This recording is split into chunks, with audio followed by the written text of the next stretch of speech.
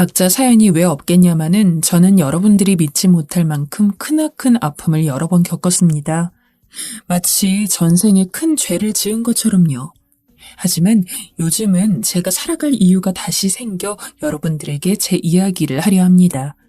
제 이야기가 워낙 굴곡져서 못 믿으실 분들이 계시겠지만 모두 사실만을 적을 테니 한번 봐주시면 감사할 것 같습니다. 사람들 다 제 각기 나름대로의 힘듦이 있다고들 하잖아요. 저 역시 마찬가지였습니다. 저기 먼 시골 촌구석에서 삼남 일녀 중 장남으로 태어난 저는 어릴 적부터 참으로 가난했습니다. 동생들을 돌보느라 제 삶도 없었습니다. 그런 상황에서 배움이라고 얼마나 길게 이어갈 수 있었겠습니까? 중학교까지만 간신히 나오고 고등학교부터는 집에서 조금 떨어진 지방 동네로 가서 공장에 취직해서 일을 해야 했습니다. 벌면 버는 족족 집으로 보내고 정작 저는 라면 하나로 하루를 때우는 일들도 많았지만 그래도 그게 아주 힘들지만은 않았습니다. 게다가 사람이 힘든 일이 있으면 기쁜 일도 있다고 공장 일을 하면서 생활비로 집에 보내는 돈을 제외하고 10,000원, 20,000원 아껴가며 22살이 되던 해에 몇백만 원 정도를 모았는데 저는 그걸로 아는 지인분을 도와서 작은 사업을 하나 시작하게 되었습니다. 지금 생각해보면 그분을 만난 것이 제 인생에 있어서는 천운이라고 해도 과언이 아닙니다. 병수야, 나중에 공장 그만두고 나랑 일이나 하자. 내가 보기엔 넌 겨우 이런 공장 일하면서 만족하고 살아야 할 그릇이 아니다. 제가 일하던 공장에는 관리자격의 형님들이 한 명씩 있었는데 저에게 같이 일할 것을 제의한 분도 다른 직원들을 통솔하던 관리자였습니다. 당시 공장에서 제가 제일 나이가 어렸던지라 다들 저를 잘 챙겨주곤 했는데 그 형님은 다른 사람들 중에서도 유독 저를 많이 끼고 다녔습니다. 술도 사주고 밥도 사주고 공장 일이 고되고 힘들었지만 버틸 수 있었던 이유 중 하나는 바로 형님이 있었던 덕분일 겁니다. 원래 같았으면 저는 저 밥 먹고 월세 낼 돈만 제외하면 전부 집에 보냈을 겁니다. 하지만 형님이 자신에게 굉장한 아이디어가 있다며 일단 나중에 더 큰 일을 하기 위해서라도 개인적으로 돈을 모아야 한다는 조언을 듣고서 그렇게 푼돈이라도 모아서 자본금을 만들었습니다. 그리고 결과적으로 저는 그때 형님의 말을 들었기 때문에 20대 중후반쯤 되어서는 그래도 제법 남부럽지 않게 잘 살 수 있었습니다. 당시 부모님은 시골에서 농사를 짓고 계셨지만 연세가 있으신지라 몸이 안 좋아서 일을 하기 힘드신 상황이었어요. 그나마 제가 일이 잘 되어서 돈을 많이 벌었기 때문에 그때부터는 온 가족이 말 그대로 온전히 제 수입에 의존해서 살게 되었습니다. 부담이 없었던 것은 당연히 아닙니다. 하지만 부담스럽다고 무작정 피하거나 할 수도 없는 상황이었고 저도 최소한의 책임감 정도는 가지고 있었기에 열심히 일을 해서 동생들 공부도 시키고 부모님도 모셨습니다. 하지만 제가 30 중반이 되었을 때 부모님이 갑작스럽게 돌아가셨습니다. 슬픔도 잠시 장례식이며 뭐며 온갖 절차들을 장남인 제가 다 처리해야 했기 때문에 눈코 뜰 새 없이 바빠서 부모님을 잃은 것에 대한 눈물을 흘릴 시간도 없었습니다. 장례식을 끝마쳤는데 뭔가 공허하더라고요. 돈 벌어먹고 사는 게 바빠 변변찮은 연애도 한번 제대로 못했습니다. 물론 동생들은 다 잘 자라서 각자 일도 하고 결혼도 하고 잘 살고 있었지만 그렇게 가족들만을 위해서 헌신하며 살다 보니 정작 제 삶은 없더라고요. 저는 사회에서 흔히 말하는 노총각이었습니다. 이제 더 이상 제가 돌볼 가족도 없다 보니 저도 제 나름대로의 가족을 꾸리고 싶었지만 여자를 소개해 줄 만한 지인도 없었습니다. 공장 일 하며 친해졌던 사람들도 세월이 흐르면서 다 연락이 끊겼고 그나마 제가 이렇게 잘 살 수 있게 해준 형님과는 끝까지 연락을 하고 지냈으나 이미 몇 년 전 사고로 돌아가셨기에 저는 마음 놓고 제 이야기를 할 지인들도 없었습니다. 하지만 집신도 제 짝이 있다는 말이 맞나 보더라고요. 외롭게 몇 년을 더 산 저는 40이 되기 좀 전에 우연히 들어가게 된 3040 독서 모임에서 저와 비슷한 연령대의 여자와 친해지게 되었습니다. 서로 책 읽는 취향도 비슷하고 그 외에도 생활 패턴 등에 대해서 공통점이 있었던지라 당시 독서 모임에는 사람이 여럿 있었지만 저는 그 중에서도 유독 그 여자와 많은 이야기들을 나눌 수 있었습니다. 당신이랑 이야기하면 너무 재밌어요. 여자 대하는 게 서툴러서 말도 더듬고 눈도 제대로 못 마주치는 제가 뭐가 그리 재밌고 좋은지 여자는 종종 저에게 저런 식으로 말하며 칭찬 아닌 칭찬을 하기도 했습니다. 그런 제가 그 여자에게 빠지는 것은 어찌 보면 당연한 일이었겠죠. 촌스럽지만 꽃집에서 장미꽃 100송이를 사서는 다발로 만들고 고백했습니다. 저랑 사귀어주세요. 최선을 다해 행복하게 해드리겠습니다. 왁스로 눌러 고정시킨 2대8 가르마, 사이즈가 맞지 않아 품이 큰 양복 차림의 고백. 입장 받고 제가 여자였으면 그런 고백은 받고 싶지도 않았을 것 같습니다. 그러나 결국 어떤 고백을 하든 이미 마음이 통한 상황에서 성공 확률은 100%였습니다. 저는 금방 여자와 연인이 될 수 있었고 1년이 채 지나기 전에 결혼까지 성공했습니다. 여보, 오늘은 당신이 좋아하는 뼈해장국 좀 끓였어요. 와서 얼른 들어요. 아내는 참 착하고 좋은 사람이었습니다. 그러면서도 마냥 얌전하거나 순종적이지도 않았습니다. 제가 틀린 것은 온화하게 짚어줄 줄 알았고 반대로 본인이 틀린 부분에 대해선 쉬 인정하고 사과할 줄 아는 마음씨를 지녔죠. 저에게 좋은 아내였으며 결혼하고 1년 뒤 낳게 된 저희 아들에게도 참 좋은 엄마였습니다. 아마 아내가 오래도록 살아있었다면 분명 저희 아들은 더 좋은 환경 속에서 자랐을 텐데 말이죠. 제 아내는 아들이 2살이 되던 해에 사고로 죽었습니다. 그것도 제 눈앞에서요. 차에 치이는 모습을 보고 다리가 풀려 저도 모르게 철퍽 주저앉았다가 엉금엉금 기어 쓰러진 아내에게로 간 기억이 여전히 선명합니다.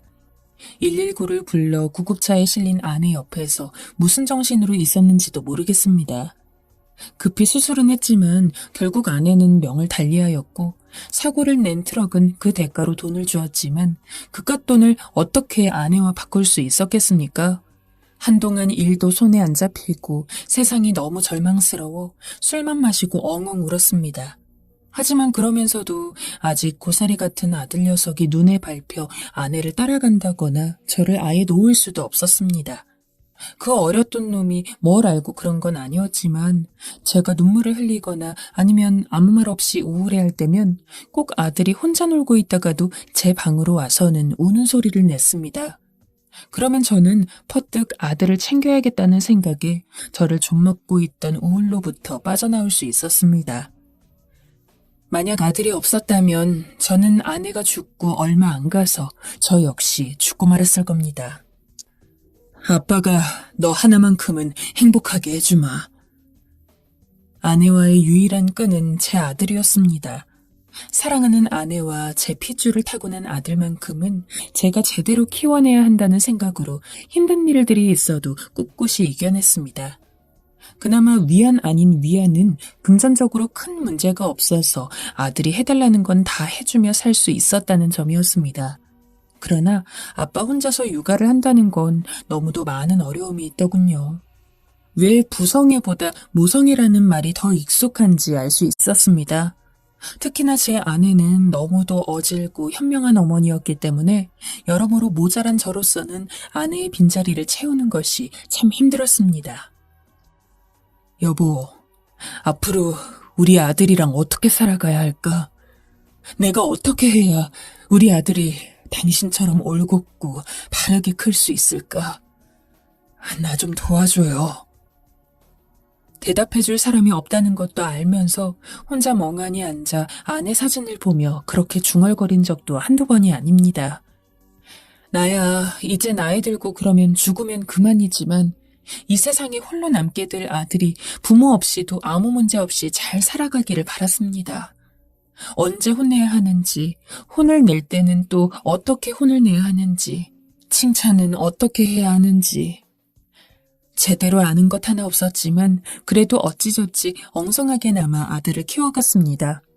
다행스럽게도 아들은 죽은 아내를 닮았는지 이렇게 부족한 아빠인데도 불구하고 매일매일 아빠, 사랑해요.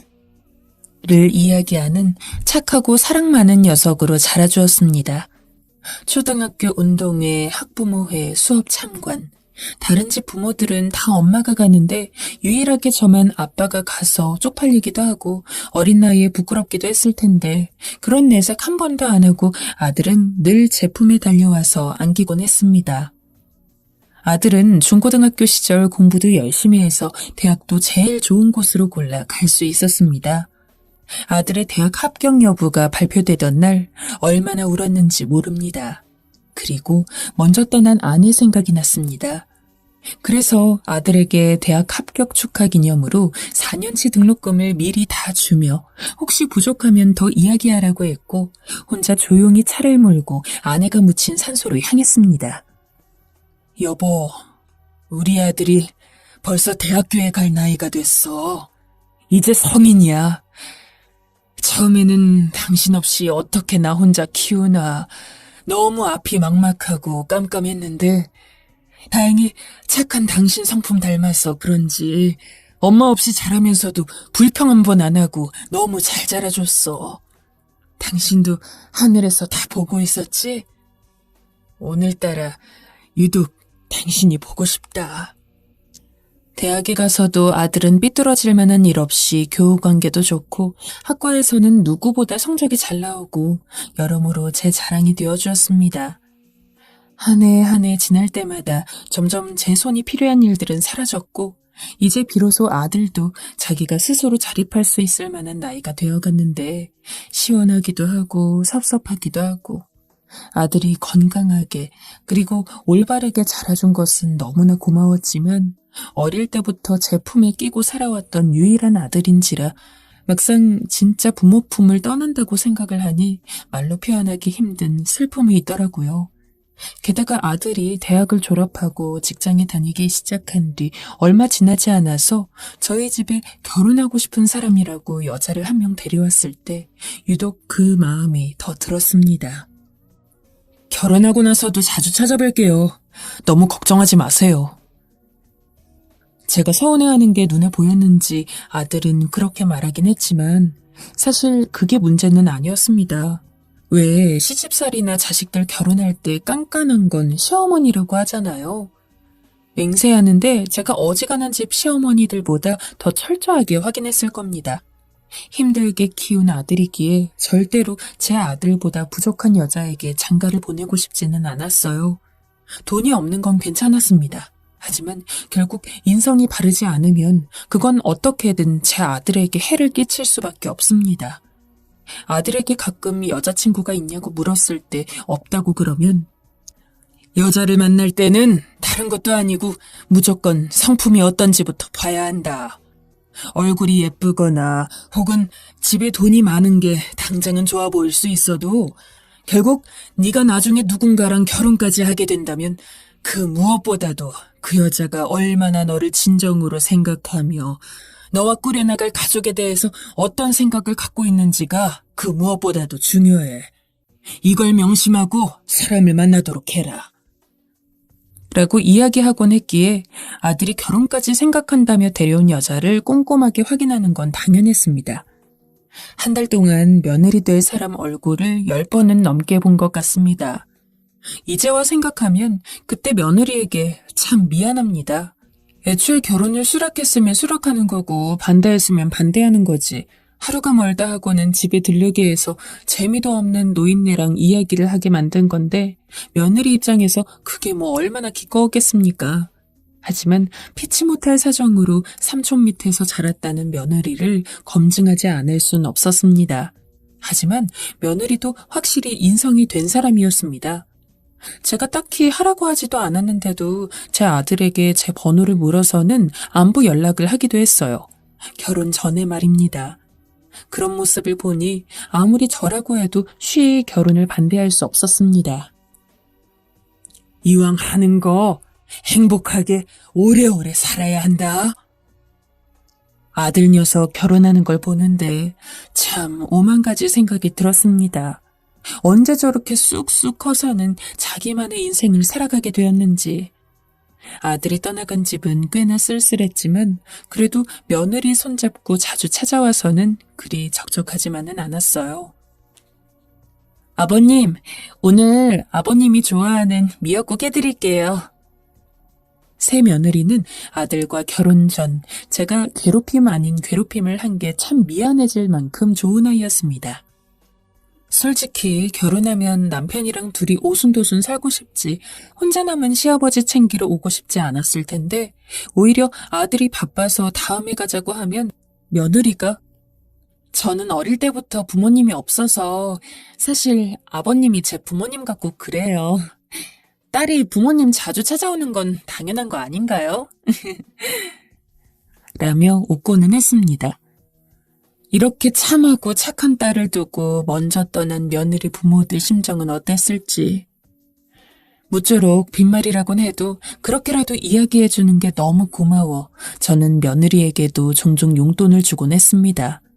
그럴 때면 며느리는 자기가 용돈을 줘야 하는데 너무 죄송하다, 안 주셔도 된다라며 거듭 사양했지만 돈이라도 두둑이 챙겨주는 거 말고는 제 마음을 표현할 방법을 모르는 무뚝뚝한 노인네인 저는 그냥 아무 말 없이 며느리 손에 봉투를 끼워주고 손등 몇 번 토닥이는 것이 전부였습니다.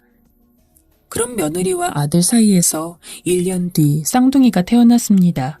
며느리가 몸이 약한 편이어서 임신 소식을 전해 들었을 때 괜히 집안일 힘들게 하지 말라고 제가 직접 제 돈으로 가정부도 고용하고 며느리 몸에 좋은 음식 바리바리 싸들고 가면서 제발 몸만 건강하라고 빌었는데 결국 그 힘든 시간들을 이겨내고 무사히 아이를 낳은 것이었습니다. 축하드립니다. 쌍둥이에요. 초조한 마음으로 병원 의자에 앉아있을 때 환한 얼굴의 간호사가 한 말에 저도 아들도 너무나 기뻐했습니다.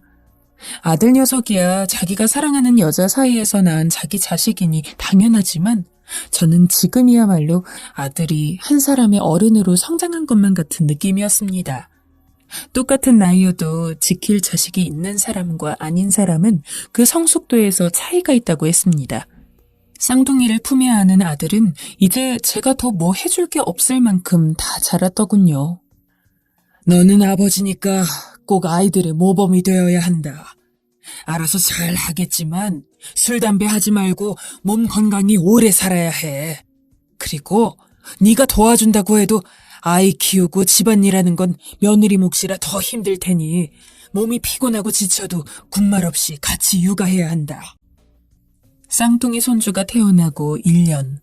자주 오던 며느리에게도 오는 건 명절이랑 제 생일 때만으로 조카라고 못 받고 아들이랑 같이 애들 키우는데 집중하려고 했습니다. 쓸쓸하기는 했지만 가끔 너무 적적하면 아들이나 며느리 핸드폰으로 영상통화를 걸어서 얼굴도 보고 열심히 기어다니는 손주들 보며 이겨냈습니다.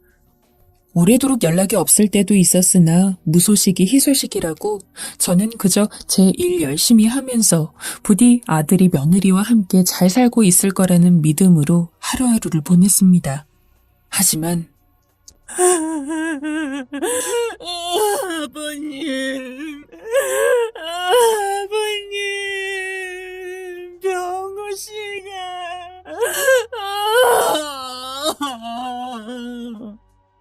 꼭두 새벽에 엉엉 우는 목소리로 전화를 건 며느리의 목소리를 듣자마자 심장이 뚝 떨어지는 줄 알았습니다. 그저 들리는 소리라고는 아버님이라 부르는 목소리, 그리고 아들 이름뿐이었지만 이상하게 그것만으로도 이미 무슨 일이 일어난지 알 것 같은 느낌이었죠. 잠이 든 지 얼마 안 되어서 피곤한 상태였는데 며느리의 전화를 받자마자 온몸에 소름이 쫙 돋으면서 마치 원래부터 졸리지 않았던 것처럼 정신이 멀쩡해졌습니다. 우는 며느리에게 무슨 일이냐고 물을 새도 없이 저는 빠르게 옷을 갈아입고 며느리가 알려준 병원으로 향했죠. 손끝이 얼음장이 될 정도로 긴장이 되어서 어떻게든 심호흡을 하고 가라앉히려 했으나 심장이 계속 불안하게 뛰었습니다. 아들의 집이 가까워지면 가까워질수록 더더욱 사인은 심장마비였습니다. 평소 질환 하나 없이 건강하던 아들이었던지라 이렇게 갑작스럽게 떠나다는 사실을 저도 며느리도 믿지 못했어요. 아직 어려서 아무것도 모르는 손주놈들은 밥 달라고 우는데 며느리는 분유를 먹이면서도 아무 말도 하지 못했습니다. 그리고 저도 마찬가지였죠. 눈물도 나오지 않았습니다. 그냥 지금 이 순간이 모두 꿈이라는 생각이 들었습니다. 자고 일어나면 다음날 아들이 전화가 와서는 오랜만에 전화한다며 바쁜 일이 끝나서 곧 손주 데리고 놀러 가겠다고 이야기할 것만 같아서 화장까지 다 하고 유골함까지 제품이 안 왔는데도 제정신이 되지가 않더군요. 납골당에 아들을 안치하고 홀로 택시를 타고 집에 돌아오는 순간이 돼서야 눈물이 폭포처럼 쏟아졌습니다. 제 곁에 남은 유일한 삶의 의미가 떠났다는 것을 믿기 힘들었어요. 하늘에 있는 아내와 아들이 알았다면 불같이 화를 냈을 테지만 아들마저 잃고 저는 살고 싶지 않았습니다. 그래서 가지고 있던 회사며 주식이며 전부 정리했습니다. 그리고 모든 돈이 든 통장을 며느리에게 맡겼습니다. 아버님, 이게 무슨... 우리 아들 사랑해주고 이렇게 눈에 넣어도 안 아플 손주들까지 낳아줘서 너무 고맙다. 손주 녀석들 다 클 때까지만 고생해주려무나. 그리고 이 돈으로 애들 키우면서 네 인생 살으렴. 며느리는 저를 잡으려 했지만 솔직한 심정으로 며느리와 손주놈들을 보면 떠난 아들 녀석이 자꾸 생각날 것 같아서 뿌리치고 나왔습니다. 그리고 그 길로 핸드폰도 해지하고 어릴 적 살았던 고향으로 돌아가서 산에 올라가 작은 집을 짓고 살았습니다. 원래는 홀로 세상을 등지려 했습니다.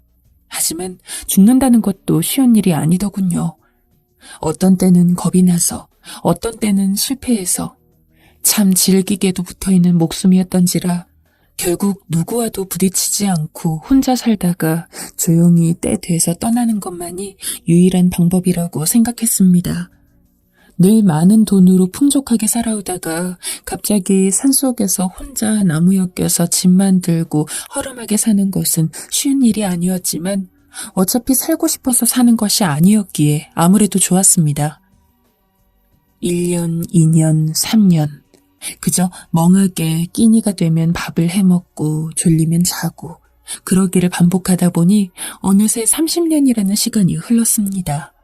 시간이 약이라고 처음에는 잠깐 다른 생각만 해도 아들이 머릿속을 가득 메웠는데 그쯤 되니 이제는 아들의 목소리도 얼굴도 희미해지고 이전보다 생각도 잘 안 나더군요. 하지만 여전히 제 마음은 너무도 공허했습니다. 나는 사랑하는 사람들은 죄다 빨리 잃을 운명인지 만약 그렇다면 하늘도 너무하지. 어떻게 아내도 아들도 이렇게 일찍 데려가는 건지. 가끔 식재료를 사러 아랫마을로 내려갈 때 아니면 최대한 몸을 숨기며 살았기 때문에 친한 지인도 당연히 없었습니다. 그 산은 오로지 저만이 있는 공간이었죠. 처음에는 외로웠으나 이제는 외로운 게 뭔지도 모를 지경이었습니다. 늘 그렇게 살았으니까요. 그러던 어느 날 낯선 젊은이 2명이 제가 집을 지어놓은 곳까지 올라왔습니다. 가끔 등산객들이 있기는 했으나 저는 애초에 등산객이 지나지 않는 곳에서 지내고 있었기 때문에 사실상 집 근처에서 사람을 보는 게 처음이었어요. 누구시오? 여기는 등산로가 아닌데. 길을 잘못 든 건가 싶어서 누구냐고 물었더니 웬 사진 같은 걸 들고 한참을 저와 비교하던 젊은이 2명이 대뜸 저를 할아버지? 하고 불렀습니다. 순간 아직 고사리 같던 어린 손주 녀석들이 떠올랐습니다. 좀 더 가까이 가서 얼굴을 보았을 때는 확신도 할 수 있었습니다. 먼저 떠난 내 아들 녀석이 남긴 자식들이 맞다고요. 손주 녀석들이야 워낙 어렸을 때 헤어졌으니 애들 얼굴은 기억 못한다지만 다 자란 손주 녀석들은 제 아들을 빼다 박은 듯 닮아 있었습니다. 낳은 건 지 어미가 낳았을 텐데 어찌 그리 아들놈만 빼닮았는지. 손주 녀석들을 데리고 마을로 내려가 이야기를 들어보니 저를 찾으려고 10년을 수소문했다고 합니다. 엄마가 할아버지를 무척이나 보고 싶어해요. 평생 이렇게 혼자 살아도 된다고 다짐했는데 막상 저를 찾아온 손주들과 저를 그리워한다는 며느리의 이야기를 전해 들으니 충동적으로 얼굴을 보러 가고 싶더라고요. 그래서 못 이기는 척 손주들 손에 이끌려 서울로 올라가서 며느리를 보게 되었습니다. 거짓말 같게도 얼굴을 보자마자 눈물이 펑펑 쏟아지더라고요. 헤어질 적보다 주름도 많이 져 있고 늙어 있었지만 제가 기억하는 그 며느리였습니다. 며느리는 재혼도 하지 않고 제가 준 돈으로 사업체 하나를 멋지게 키웠더라고요. 식품 공장이었는데 쌍둥이 손주들도 자기 엄마를 도와서 같이 일하고 있었습니다.